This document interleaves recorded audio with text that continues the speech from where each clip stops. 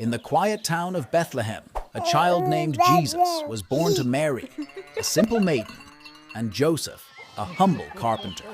This was no ordinary birth. Prophets had foretold his coming, heralding him as the Messiah, the beacon of hope and light for mankind.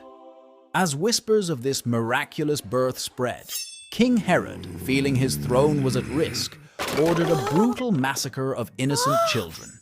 Guided by divine dreams, Mary and Joseph fled with baby Jesus to Egypt. As a boy, Jesus already displayed an uncanny wisdom.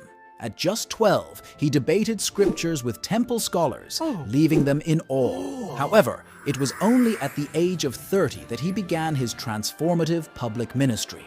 He chose 12 diverse disciples, from fishermen to tax collectors, to accompany him on a mission that would alter the course of history. The miracles he performed were astounding. He healed the sick, gave sight to the blind, turned water into wine, and even raised the dead, proving his divine power. His teachings, rooted in love, forgiveness, and faith, drew massive crowds. He spoke in parables, using simple stories to convey profound truths, making the divine relatable.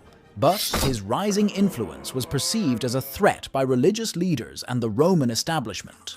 They conspired against him, manipulating one of his closest disciples, Judas, to betray him for a mere 30 silver coins. The events that followed were swift. Jesus faced false accusations, was handed over to Pontius Pilate, and against Pilate's own judgment, was sentenced to death by crucifixion.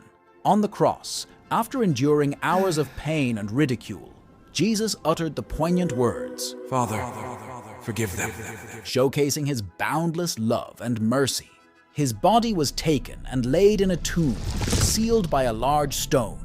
3 days later, the tomb stood empty.